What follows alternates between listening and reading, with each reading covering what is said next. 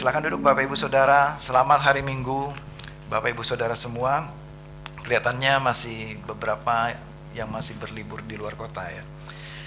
Siapa yang sudah cukup liburannya hari ini? Sepertinya belum cukup ya. Masih pengen liburan terus ya. Baik, kita siap untuk mendengarkan firman Tuhan. Sekarang adalah tanggal berapa? Tanggal 6 April. Kita masuk di bulan April, bulan Paskah ya. Ya, untuk yang teenager silakan ke ruangan teenager heritage ya. Baik. Bulan Paskah ini saya mendorong Bapak Ibu Saudara, Paskah selama 7 hari nanti kami akan siapkan panduan devotional, daily devotion. Nanti saya akan kirim lewat WhatsApp ya. Untuk kita setiap hari untuk masuk di dalam topik Paskah mulai di tanggal 13 ya. 13 itu minggu depan, yaitu kita sebut Palm Sunday. Palm Sunday. Ya. Nanti minggu depan saudara boleh pakai baju hijau ya kan. Biasa Palm Sunday kan bawa daun palem ya. Yang mau bawa daun palem boleh juga. Nanti saya dorong saudara juga boleh berpuasa selama 1 minggu. Ya, berpuasa, saudara boleh pilih sendiri jenis puasa yang saudara mau tentukan selama 1 minggu sampai dengan hari Minggu berikutnya, Easter Sunday. Ya, jadi kita akan ada Palm Sunday minggu depan, lalu Good Friday di hari Jumat. Ya, by the way Jumat kita ada ibadah di sini. Ya, saya mengundang saudara untuk hadir untuk merayakan Jumat Agung bersama-sama jam yang sama, jam 10 hari Jumat. Ya, ini slide-nya. Hari Jumat, ingat ya, hari Jumat, ini tanggal merah, hari libur, kita akan ada ibadah Jumat Agung. Lalu hari Minggu kita akan perayaan Paskah, ya, tanggal 20 April. Baik, saudara, exciting dengan tema Paskah minggu ini, amin. Mari kita masuk di dalam satu tema Place of Grace. Kita akan banyak bicara tentang grace, tentang anugerah. Mari saya ajak saudara kita lihat dari kitab Lukas, pasal yang ke-22, ayat 31, saya undang saudara untuk bangkit berdiri. Kita akan membacakan firman Tuhan bersama-sama. Mari kita bangkit berdiri untuk menghormati Tuhan. Lukas pasal yang ke-22, ayat ke-31 sampai 34. Kita baca bersama-sama. Oh, sebentar. Ya, 1, 2, 3. Simon, Simon, lihat, iblis telah menuntun untuk engkau menampi kamu seperti gandum. Ayat 32, tetapi aku telah berdoa untuk engkau supaya imanmu jangan gugur, dan engkau, jikalau engkau sudah insaf, kuatkanlah saudara-saudaramu. Jawab Petrus kepadanya, Tuhan, aku bersedia masuk ke penjara dan mati bersama-sama dengan engkau. Ayat 34, namun Yesus berkata, aku berkata kepadamu, Petrus, hari ini ayam tidak akan berkokok sebelum engkau 3 kali menyangkal bahwa engkau mengenal aku. Mari kita berdoa. Kiranya Roh Kudus menerangi hati dan pikiran kami pada pagi hari ini. Mengalami perjumpaan dengan engkau pagi ini. Firman menerangi hati kami, menjelaskan kepada kami, membuat kami mengerti apa isi hatimu Tuhan. Dan firman-Mu mengubahkan kehidupan kami. Di dalam nama Tuhan Yesus kami berdoa. Amin. Amin. Silakan duduk Bapak Ibu Saudara. Siapa yang sudah nonton film Last Supper dalam minggu ini? Ya, angkat tangan. Ya, sudah ya. Oh, yang belum nonton. Yang belum nonton, ini pagi ini saya akan kasih spoilernya. Karena ini ayat ini tentang film ini sama ya. Kita karena masuk ke dalam bulan Paskah. Nah, film ini tepat sekali diputar masuk bulan April ya, untuk membuat kita lebih mudah memahami, untuk membuat kita lebih mudah mengerti sisi kemanusiaan Petrus dan murid-murid yang lain ya, dan bagaimana Kristus bersikap kepada murid-muridnya. Nah, mengenai film ini banyak komentar ya. Ada yang komentar rambutnya Yesus kepanjangan gitu. Ada yang komentar Yesusnya kurang keker, kurang ganteng misalnya gitu ya. Ada yang komentar Petrusnya terlalu culun gitu misalnya, kurang gagah. Banyak komentar ya. Terus mejanya meja setting meja bukan round table, kotak gitu ya. Jadi, nah saudara yang belum nonton, saya dorong saudara nonton, bagus. Nggak tahu masih ada atau nggak diputar filmnya, tapi itu sangat memberkati kita. Ya, jadi saya sampai 2 kali nontonnya gitu ya. Besoknya saya nonton lagi sama Andrew. Nah, Bapak Ibu Saudara, Petrus, ya, pada hari ini kita akan bahas di Lukas 22 ini tentang Petrus, Simon Petrus. Petrus yang begitu spontan, Petrus yang begitu gagah berani, Petrus yang begitu ambisius, antusias ya untuk melakukan sesuatu. Nah, Petrus yang berani ya di dalam menghadapi segala tantangan, dan kalau ditanya sama Yesus, orang yang pertama jawab itu siapa, saudara? Petrus yang pertama jawab. Ya, ini cukup cekatan Petrus ini ya.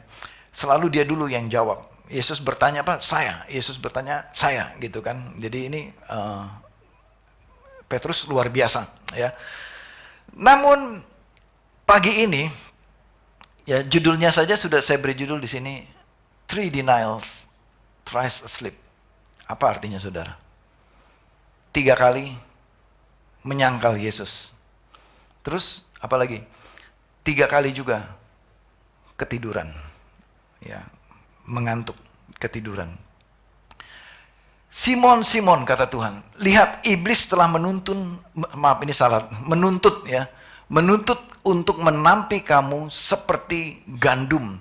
Nah, pada zaman itu ya, budaya Yahudi, adat kuno waktu itu menampi gandum yang sudah dijemur, yang sudah dituai lalu dijemur, lalu akan ditampi. Ya, apa tujuannya? Digoncangkan, diangkat keluar ya, diterbangkan ke udara. Apa tujuannya, Bapak Ibu Saudara? Untuk membuang setiap gabah yang kosong, ya kan? Ada juga kalau zaman nenek moyang kita, ya nggak tahu saudara masih lakukan nggak di rumah, ditampi itu pakai apa, saudara, diginin. Ada apa namanya ini yang bundar itu? Ya, ayakan ya, namanya apa sih? Ya, nyiruk ya. Tampah. Diginin. Siapa yang pernah lakukan itu? Oh, pernah semua. Oh, kita generasi nenek moyang berarti ternyata ya. Masih terhitung generasi nenek moyang. Masih generasi berapa? Masih lakukan ini supaya apa tujuannya ini? Ditampah gini, ditampias, ditampi. Tujuannya untuk buang yang kosong-kosong ya. Yang kotor-kotor dibuang. Ya. Jadi ini bukan hanya kita yang lakukan, sudah dilakukan oleh nenek moyang kita, dan bahkan itu ada di dalam Alkitab. Ya, gabah itu ditampi. Ini kalau zaman dulu pakai alat mungkin diterbangkan gitu. Ya, supaya kotoran dan gabah yang kosong itu keluar, terbang pergi, hanya diambil gabah yang berisi saja. Nah, Tuhan Yesus sendiri yang mengatakan kepada Petrus dan kepada murid-muridnya, nanti berjaga-jagalah, iblis sedang menuntut kamu, iblis sedang menyerang, iblis sedang mengincar kamu, ya kamu akan ditampi seperti gabah ini, dituntut oleh iblis. Jadi iblis ini sepertinya dalam peristiwa Kristus ini menjelang kematian di kayu salib, ini ada eskalasi yang terjadi. Iblis semakin giat mencoba menghancurkan iman murid-murid karena Yesus tahu hal ini. Ya, dan tetapi Yesus bilang, jangan takut karena aku telah berdoa untuk engkau. Aku telah berdoa. Berarti Yesus sepanjang pelayanannya, Yesus berdoa untuk murid-muridnya. Apa isi doa Yesus? Supaya imanmu jangan gugur. Dan jika engkau sudah insaf, kuatkanlah saudara-saudaramu. Petrus, ya, yang awalnya begitu berani, namun kita tahu Petrus mengalami kegagalan. Ya, ini malam terakhir mereka perjamuan. Lalu setelah ini ke Taman Getsemani. Dan apa yang terjadi di Taman Getsemani? Petrus ketiduran. Lalu Yesus bangunin lagi. Tidak sanggupkah engkau berjaga-jaga 1 jam saja? Tapi Petrus ketiduran. Lalu Yesus, setelah Petrus bangun, Yesus berdoa lagi. Lalu ketika Yesus kembali lagi melihat di mana Petrus. Wah, ketiduran lagi. Bangun, ayo bangun, berjaga-jaga 1 jam. Lalu Yesus berdoa lagi. Dan Yesus lihat lagi, wah si Petrus nih, dasar nih ketiduran lagi. Dia bangunan kayak, Petrus bangun, berjaga-jaga. Terus Yesus berdoa lagi. Jadi sampai 3 kali Yesus bangunin Petrus. Saudara, siapa yang pernah dibangunin Tuhan pagi hari berdoa? Males Tuhan, lagi tidur, asik, tarik lagi selimut. Ada yang pernah? Saya, kayaknya cuma saya doang gitu. Yang nggak bisa doa pagi-pagi ketiduran lagi. Udah bangun pagi-pagi maunya berdoa saudara. Tapi apa yang dilihat? Putar YouTube, putar video, lihat Instagram, lihat WhatsApp, dan lain sebagainya. Nggak berdoa juga. Siapa yang seperti saya? Oh saya doang ya. Saya ngaku dosa di depan saudara. Saudara, ternyata bukan cuma Petrus yang susah dibangunin doa pagi-pagi. Kita juga gitu. Kita juga susah untuk berdoa. Ya. Daging ini lemah, kata Tuhan. Tapi roh penurut. Nah, kita coba lihat di Markus 14, apa yang Yesus katakan tadi dari versi Lukas. Sekarang dari versi Markus. Lalu Yesus berkata kepada mereka, murid-murid ya. Tuhan katakan, kamu semua. Kamu ini berarti yang ada di Lasaper tadi. Kamu semua akan tergoncang imanmu. Sebab ada tertulis, aku akan memukul gembala dan domba-domba itu akan tercerai-berai. Akan tetapi sesudah aku dibangkitkan, aku akan mendahului kamu ke Galilea. Tuhan Yesus sudah mengatakan kepada semua murid-muridnya dengan hati yang mungkin begitu empati kepada murid-muridnya. Kamu semua ini, kalian akan tergoncang imanmu. Akan tergoncang ini berarti Tuhan mengizinkan ada goncangan. Tuhan izinkan ada pencobaan. Tuhan izinkan ada ujian kepada murid-muridnya. Dan Tuhan izinkan itu terjadi. Dan terjadilah kepada murid-murid termasuk Petrus. Dan akhirnya Petrus betul-betul denial. Betul-betul dia tertidur. Dan dia begitu berdosa dan menyesal dalam kehidupannya. Nah Bapak Ibu Saudara, waktu saya mempersiapkan ini, saya bertanya-tanya di dalam hati saya, Tuhan, kalau engkau sudah tahu Petrus ini akan menyangkal, Tuhan sudah tahu di Markus ini bahwa iman mereka akan tergoncang, Tuhan sudah tahu bahwa Petrus ini akan ketiduran, Tuhan sudah tahu itu semua. Pertanyaannya, kenapa Tuhan tidak mencegah? Kenapa Tuhan tidak hardik iblis untuk cegah? Jangan iblis, kau nggak boleh sentuh anakku ini. Jangan digoncang imannya. Jangan dicobai. Kenapa Tuhan Yesus tidak intervensi di situ dan melarang atau membuat Petrus tenang-tenang saja hidupnya supaya dia tidak tergoncang imannya? Kenapa Tuhan nggak bikin begitu? Mungkin itu juga yang ditanya oleh Petrus di dalam hatinya. Tuhan, kenapa sih aku harus menyangkal? Kenapa Tuhan? Nah, itu juga ada pertanyaan itu dalam hati saya. Ya. Namun setelah kita baca semua peristiwa ini, ya sampai di ayat yang ke-34 tadi, Tuhan katakan, kalau engkau sudah insaf, Tuhan katakan.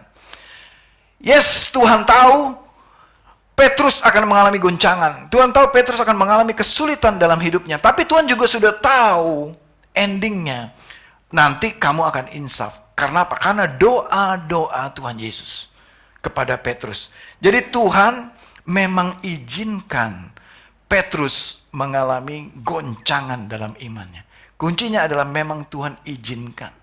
Tuhan tidak cegah. Tuhan tidak intervensi. Tuhan tidak larang iblis. Tuhan biarkan. Apakah Tuhan jahat kepada Petrus? No. Tuhan tidak jahat. Tapi Tuhan menunggu keputusan Petrus. Ya, kalau saudara sudah nonton film The Last Supper lebih gampang saudara mengertinya ini. Tuhan menunggu keputusan Petrus. Ya, Yang mana yang dia pilih? Dia mau dengar suara iblis atau dia mau dengar suara Tuhan? Nah, jadi Bapak Ibu Saudara, Tuhan izinkan, Tuhan biarkan, Tuhan memberikan kesempatan untuk Petrus memilih. Ya. Namun Tuhan nggak biarkan begitu saja. Nah, kali ini kita mau lihat apa yang Yesus lakukan kepada murid-muridnya. Yang pertama, mengetahui, karena Yesus maha tahu, dia tahu semua apa yang akan terjadi. Bahkan terhadap Yudas pun Yesus juga sudah tahu. Nah, mengetahui ini semua apa yang Yesus lakukan kepada murid-muridnya. Dia tidak diam-diam saja.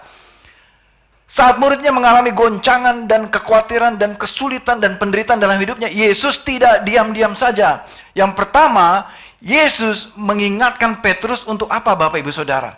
Untuk berjaga-jaga. Katakan bersama saya, berjaga-jaga. Amin. Lukas 22 ayat 40.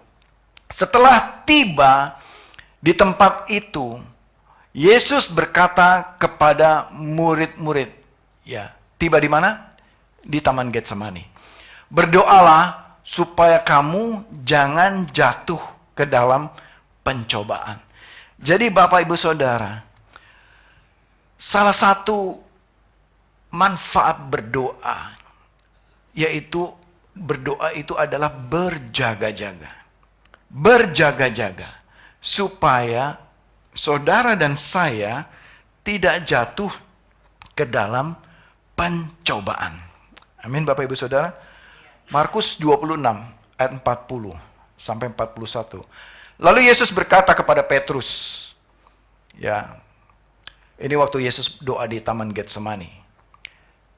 Kata Yesus, Petrus, tidak sanggupkah kamu berjaga-jaga 1 jam saja? Bilang ke kiri kanan sebelah, 1 jam saja. 1 jam saja. Ya Tuhan, jangankan 1 jam, 5 menit aja saya udah ketiduran Tuhan. 1 jam gitu ya. 5 menit aja pikirannya udah kemana-mana. Siapa yang kalau doa, lagi berdoa pikirannya ayam goreng, Pizza Hut, McD, burger. Ada yang pikiran gitu? Saya begitu saudara. Saudara gitu nggak? Oh saya doang. Ada yang pikiran kerjaan di mana-mana. Aduh si ini lagi ngeselin saya nih. Si itu begini hatinya. Aduh nanti si itu bagaimana. Lagi berdoa, pikirannya browsing, surfing kemana-mana saudara. Siapa yang begitu waktu berdoa? Iya, kita semua. Saya pikir Petrus juga begitu. Waktu dia ketiduran, dia bermimpi. Wah, lagi asik. Lagi spa mungkin gitu. Wah, lagi asik, lagi bermimpi. Lagi jalan-jalan di Taman Getsemani yang indah. Penuh dengan bunga-bunga. Ya. Akhirnya, terus Yesus bangun. Bangun. Oh, ternyata itu mimpi tadi. Gitu. Berdoa, Tuhan katakan. 1 jam saja. Lalu Tuhan katakan, berjaga-jagalah dan berdoalah. Katakan bersama saya, berjaga-jagalah dan berdoalah. Itu penting Bapak Ibu Saudara. Itu penting untuk kita berjaga-jaga dan berdoa supaya saudara dan saya jangan jatuh ke dalam pencobaan. Karena roh, ini dalam TB2 ya, karena roh memang berniat baik. Atau roh itu penurut dalam TB yang pertama. Tetapi tabiat manusia atau daging itu lemah. Karena kita ini masih tinggal di dalam daging Bapak Ibu Saudara. Jadi wajar tadi waktu kita dibangunin, waktu kita mau berdoa pagi hari, pikirannya ngantuk. Ngelihat bantal guling itu rasanya sudah melayang-layang di mana-mana gitu kan. Melihat selimut tuh rasanya, ngelihat selimut rasanya tuh sudah di awan-awan gitu ya. Mau berdoa ngelihat selimut, ya. Kadang-kadang kita thinking selimut pergi dalam nama Yesus. Aku mau berdoa, nggak bisa, dia nggak pergi-pergi selimutnya. Kita thinking bantalnya, dia nggak pergi-pergi, saudara. Saudara nggak usah thinking, tapi karena kita tinggal di dalam daging yang lemah ini, karena itu kita perlu kuatkan roh kita untuk berdoa. Sekali lagi berdoa. Ini saya berdoa bukan nggak harus malam-malam. Ini lagi konteksnya Petrus memang malam-malam waktu itu ya. Itu mungkin kira-kira jam 1 pagi, jam 2 pagi, atau jam 12 malam, tengah malam, gelap ya. Dimana memang sudah ngantuk, jam-jam segitu. Memang ngantuk. Semalam waktu saya persiapkan ini, ya Tuhan saya udah ngantuk banget. Ini belum selesai slide-nya gitu. Tapi harus diselesaikan besok mau khotbah gitu ya. Harus selesai. Jadi saya berjuang melawan daging saya yang ngantuk ini. Ya, untuk saya kerja keras untuk mempersiapkan khotbah dengan baik. Amin, saudara. Saudara juga pasti mengalami yang sama. Daging ini lemah. Tapi mari saudara, untuk itu kita harus berjuang dengan roh kita untuk kita berdoa. Amin. Untuk kita berdoa. Itu penting. Tuhan katakan berjaga-jagalah dan berdoalah. Yang kedua, Bapak Ibu Saudara, apa yang Yesus lakukan? Yesus mendoakan murid-murid. Dalam hal ini Yesus mendoakan Petrus. Ya. Yesus mendoakan Petrus, Lukas 22 ayat 32. Tetapi aku telah berdoa untuk engkau. Tadi yang firman tadi ya, bahwa Yesus sepanjang pelayanannya, ketika Yesus menyendiri, ketika Yesus tidak bersama murid-murid, saudara tahu apa yang Yesus lakukan? Apakah dia nonton TV, nonton Netflix, dia nonton acara masak-memasak, atau apa yang dilakukan? Main WhatsApp atau Instagram story segala macam? No, Yesus berdoa untuk murid-muridnya. Amin, saudara. Yesus berdoa untuk 12 murid ini. Karena Yesus katakan, aku telah berdoa untuk engkau. Ketika Yesus bicara itu, Yesus sudah melakukannya. Sudah mendoakan sejak lama. Bertahun-tahun mungkin Yesus sudah mendoakan untuk Petrus dan lain-lainnya kuat dalam peristiwa ini. Ketika gembalanya dipukul, yaitu disalibkan, ditangkap, mereka tetap kuat imannya. Supaya imanmu jangan gugur. Ya, ini yang Yesus doakan. Perhatikan Bapak Ibu Saudara, ini yang Yesus doakan. Iman. Ya, Yesus nggak doain begini ya. Yesus nggak doanya begini. Aku telah berdoa untuk kamu Petrus, supaya rambutmu bagus, supaya jenggotmu keren, supaya kulitmu mulus, supaya bajumu keren, ganteng, supaya kamu punya sepatu bermerek, supaya kamu punya mobil mewah. Bukan itu ternyata doa Yesus. Doa Yesus untuk Petrus, supaya imanmu jangan gugur. Nah, saudara jangan salah paham dengan saya. Nggak apa-apa doa tadi ya. Jangan saudara pikir nggak boleh. Nggak apa-apa doa tadi. Tapi maksudnya firman Tuhan ini saudara. Yang pertama, nomor satu, yang paling penting itu apa? Apa saudara? Iman kita. Jangan sampai gugur. Amin saudara. Itu yang paling penting. Itu doa utama Yesus. Iman saudara dan saya jangan sampai gugur. Karena ada satu ternyata murid Yesus yang gugur imannya. Yaitu siapa Bapak Ibu Saudara? Siapa Bapak Ibu Saudara? Yudas Iskariot. Gugur imannya. Gugur imannya. Nah, Petrus sama Yudas, kalau dipikir-pikir, sama aja dua-duanya. Sama pelanggarannya, sama pengkhianatannya. Sama Petrus juga mengkhianati Yesus juga. Menyangkal juga. Dia bilang gak kenal sama Yesus. Dia takut juga. Dan dua-duanya sama-sama dihasut oleh iblis. Untuk jatuh, untuk binasa, untuk mengakhiri hidupnya. Dan untuk meninggalkan Kristus. Tapi ada yang berbeda di antara dua orang ini. Yang pertama Yudas mengikuti suara iblis. Dan dia gugur imannya. Tapi yang kedua Petrus, dia mengingat firman Tuhan. Dia mengingat kembali karena dia berdoa. Karena dia bersama-sama Yesus. Karena dia bersama-sama dengan firman Tuhan.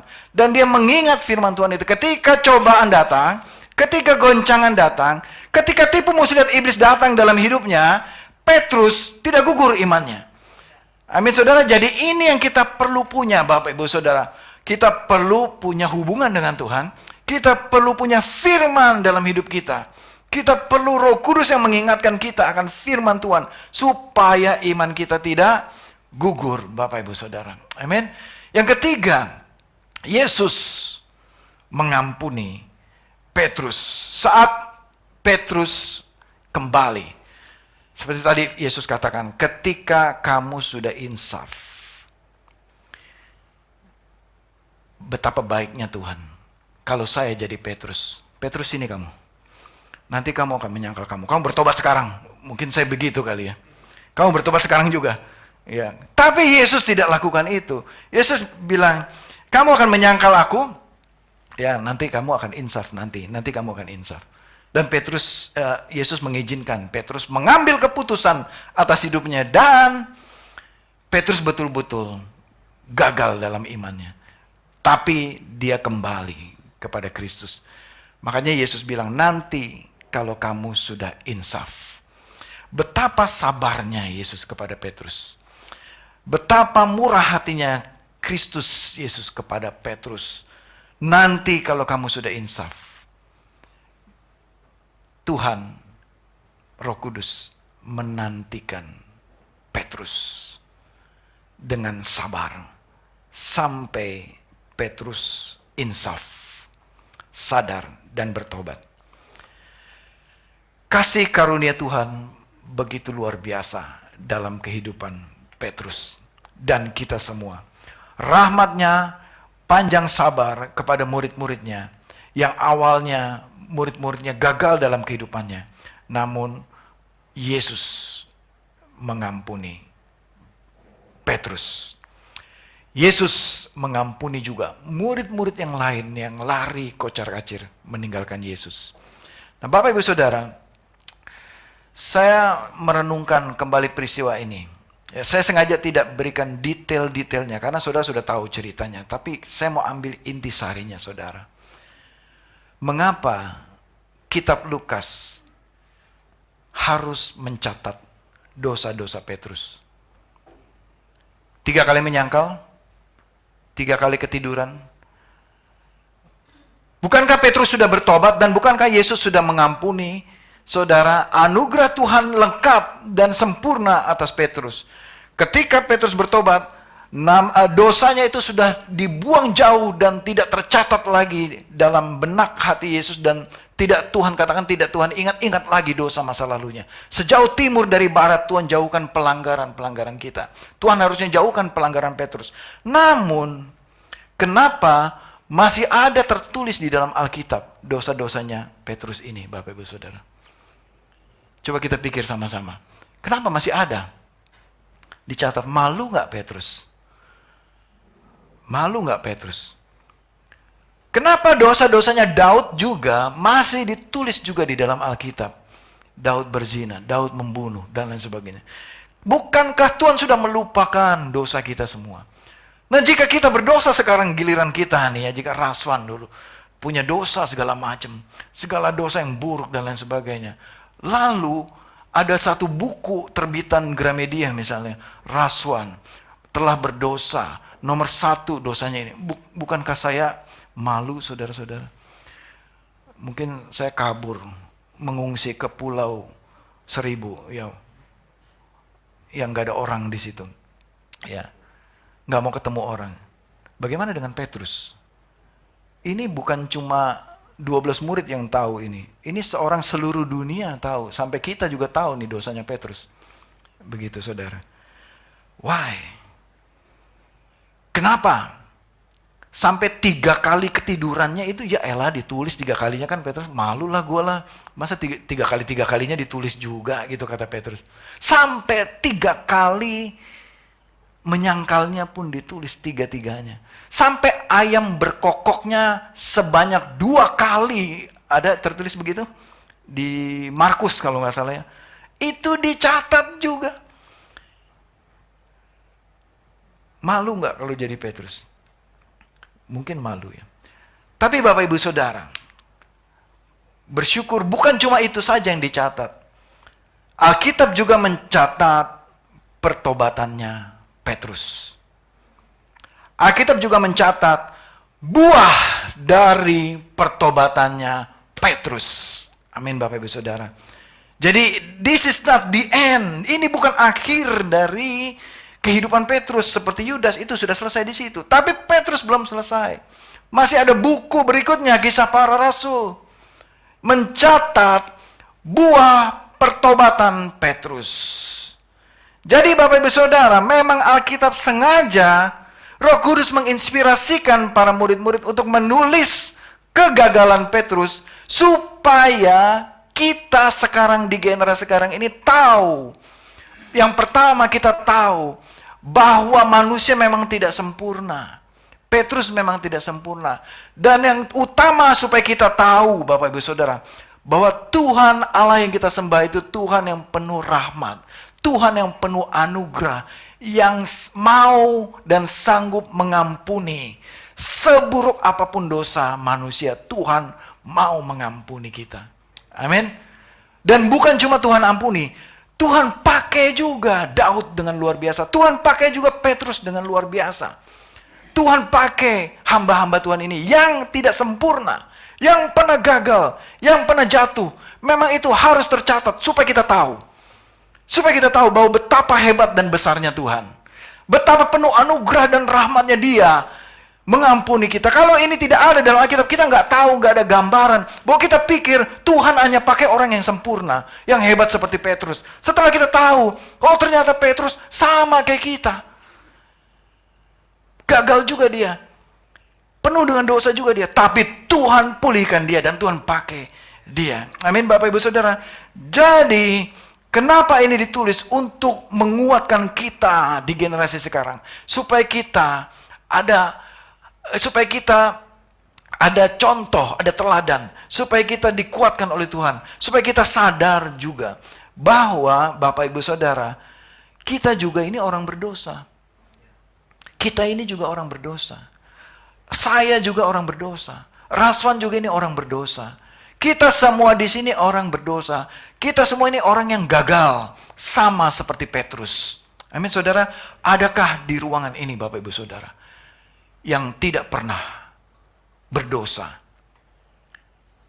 Saya tahu jawabannya. Pasti tidak ada. Termasuk saya. Kita semua ini berdosa. Amin. Tapi bukan berarti kita dibuang oleh Tuhan. Sama Petrus juga berdosa. Petrus juga gagal. Dan murid-murid yang lain gagal. Yohanes, murid yang terdekat dengan Yesus pun dia juga gagal. Semua murid-murid juga gagal. Pada saat gembalanya dipukul. Seperti firman tadi. Pada saat Yesus di kayu salib. Mati di kayu salib. Tuhan mengampuni dosa mereka. Dan Tuhan pakai mereka. Bapak Ibu Saudara, jikalau bukan Yesus yang mendoakan, jikalau bukan Yesus yang menjaga Petrus dan murid-murid, jikalau bukan Yesus yang menguatkan, jikalau bukan Yesus yang menginsafkan akan dosa, maka semua murid-murid ini binasa dan tersesat. Sia-sia semuanya. Tapi puji Tuhan, bersyukur karena Kristuslah yang menyelamatkan. Karena Kristuslah yang menolong, menguatkan dan membangun. Dan tidak ada yang dibuang oleh Tuhan. Ketika murid-murid gagal, Tuhan tetap angkat mereka. Dan Tuhan tetap pakai mereka dengan luar biasa. Karena Tuhan begitu mengasihi murid-murid. Saudara, saya tutup dengan pertanyaan renungan ini. Apa area yang saudara masih bergumul dalam hidup saudara? Mengalami kesulitan dalam mengatasinya? Sama seperti Petrus, dia sulit mengatasi ketakutannya. Dia sulit mengatasi kegagalannya. Apa kegagalan atau masa lalu yang masih mengganggu atau menuduh saudara? Sama seperti Petrus, dia merasa tertuduh atas penyangkalannya di masa lalu. Sehingga waktu dia bertemu dengan Yesus di Danau Galilea, dia kembali ke masa lalunya. Dia seketika tidak mengenal Kristus, Yesus yang datang kepada dia. Tapi ketika Yesus katakan ini, Petrus, tebarkan jala di sebelah kanan. Seketika itu dia ingat, ini kata-kata pertama waktu Yesus panggil dia jadi murid, jadi pengikut 3 tahun yang lalu. Peristiwa yang sama, di tempat yang sama, di Danau Galilea, kejadian yang sama. Dia tidak dapat ikan, tapi ada suara yang mengatakan, Petrus, tebarkan jalamu. Seketika itu baru Petrus sadar dan insaf kembali kepada Tuhan. Apakah saudara pernah mengalami, atau saat ini sedang mengalami penuduhan, penghakiman, atau merasa pernah gagal dan merasa Tuhan saya udah gak layak. Ini saya udah gak layak Tuhan, saya udah terlalu banyak dosa saya. Tapi Tuhan mau katakan kepada saudara, anugerah Tuhan besar untuk saudara. Amin. Anugerah Tuhan melimpah atas saudara. Dan Tuhan mau pakai saudara. Amin. Saya tutup dengan Yesaya 1 ayat 18. Ya. Marilah, baiklah kita berperkara, firman Tuhan. Sekalipun dosamu merah seperti kirmisi, akan menjadi putih seperti salju. Sekalipun berwarna merah kesumba, akan menjadi putih seperti bulu domba. Sekalipun dosa kita begitu jahat seperti Petrus, merah seperti buah kirmisi ini. Ini kirmisi ya, buah kirmisi, merah hitam, pekat. Tapi ketika Kristus mengampuni, ketika anugerah Tuhan kepada kita, Tuhan bisa membuat putih seperti salju, seperti ini. Tapi Tuhan gak bikin bonekanya begini ya. Dia bikin putih seperti salju begini. Saudara, mari kita merenungkan ini. Kita pejamkan mata kita. Sebelum kita melakukan perjamuan kudus, mari kita mengingat kembali bahwa tidak ada orang yang super kudus di gereja ini. Tidak ada orang yang sempurna di gereja ini. Kita semua di gereja ini tidak sempurna. Kita semua di tempat ini penuh dengan dosa. Termasuk saya. Kita dilayakan hanya karena kasih karunia. Hanya karena kasih karunia. Tidak ada masa lalu yang indah. Kita semua punya masa lalu yang buruk. Kita semua punya masa lalu yang jelek. Kita semua punya pelanggaran di masa lalu. Kita semua gagal di masa lalu kita, termasuk saya. Seperti Petrus, seperti Yohanes, seperti Filipus, Andreas, semua murid-murid Kristus. Tapi kita jangan seperti Yudas Iskariot yang meninggalkan Tuhan. Tapi mari kita insaf kembali kepada Tuhan. Seperti Tuhan katakan, mari kita berperkara. Artinya Tuhan memberikan jaminan kepastian. Tuhan mau memutihkan kita. Tuhan mau membersihkan kita. Tuhan mau mengampuni dosa kita. Ini yang disebut place of grace, tempat yang penuh kasih karunia, yaitu di dalam Kristus Yesus Tuhan. Biar Kau ditinggikan di atas segala-galanya dalam kehidupan kami Tuhan. Engkau dimuliakan above all every name, setiap nama. Karena Engkau, namamu adalah nama di atas segala nama. Yesus Kristus Tuhan kami. Tuhan, pada pagi hari ini jemaat-Mu datang kepada Engkau dan mengaku, mendeklarasikan bahwa Engkau adalah Tuhan kami. Bahwa tanpa Engkau Tuhan kami gagal dan kami binasa. Untuk itu kami perlu Kristus Yesus dalam kehidupan kami, yang menopang kehidupan kami Tuhan. Terima kasih untuk anugerah Tuhan yang menghapuskan, mengampuni masa lalu kami. Terima kasih untuk teladan Petrus dan murid-murid yang Tuhan berikan kepada kami, supaya kami tahu Tuhan, bahwa kami punya Allah yang begitu penuh rahmat dan anugerah, yang mengampuni dosa dan kesalahan kami. Terima kasih Tuhan, biar firman ini mengubahkan kehidupan kami. Dan bukan hanya kami, tapi keluarga, sanak saudara kami, teman-teman kami juga mendengar kabar baik ini Tuhan. Terima kasih Bapa di surga. Kami bersyukur untuk bulan Paskah ini di dalam Kristus Yesus Tuhan kami. Mari saudara kita angkat tangan kita dan menerima berkat, anugerah, rahmat Tuhan yang penuh berlimpah dalam kehidupan kita semua. Jemaat yang dikasihi Tuhan, pulanglah dengan damai sejahtera, kasih karunia Allah Bapa dan damai sejahtera Allah Putra, Allah Roh Kudus Tuhan kita menyertai engkau sepanjang umur hidupmu, dan terimalah berkat Tuhan. Tuhan memberkati engkau dan melindungi engkau. Tuhan menyinari engkau dengan wajahnya dan memberikan engkau kasih karunia, dan Tuhan menghadapkan wajahnya kepadamu dan memberikan engkau damai sejahtera, persekutuan dengan Roh Kudus mulai hari ini sampai Kristus datang kedua kali. Dan semua jemaat yang percaya mengatakan bersama-sama, amin, amin.